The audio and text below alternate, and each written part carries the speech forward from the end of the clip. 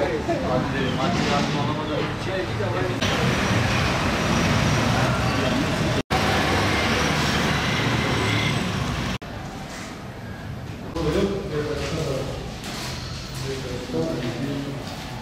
Hangi kapalı yapmış değil mi?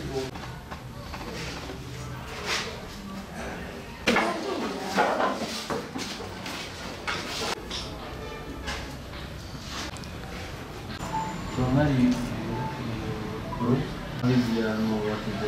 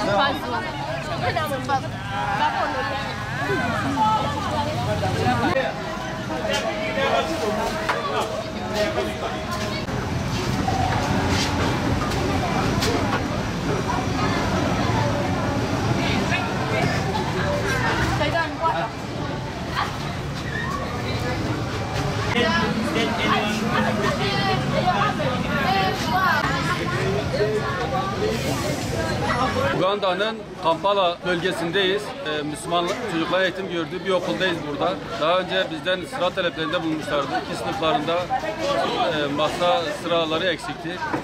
Umut Kervanı İnsani Yardım Vakfı olarak bize eğitime katkı çalışmalarımız kapsamında bu okulun sıra ihtiyacını karşıladık.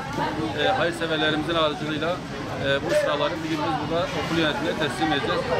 Tabii burada pandemi olduğundan dolayı sadece 8. sınıflar var şu anda okulda. Bu okulda 800'e yakın çocuk eğitim görüyorlar.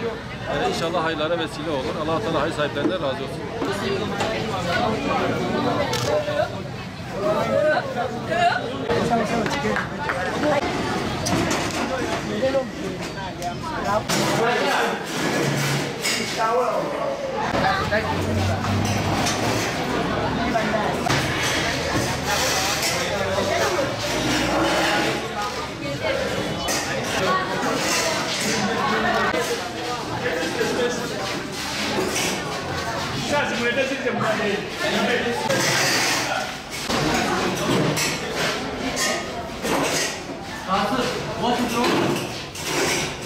Ini tulis.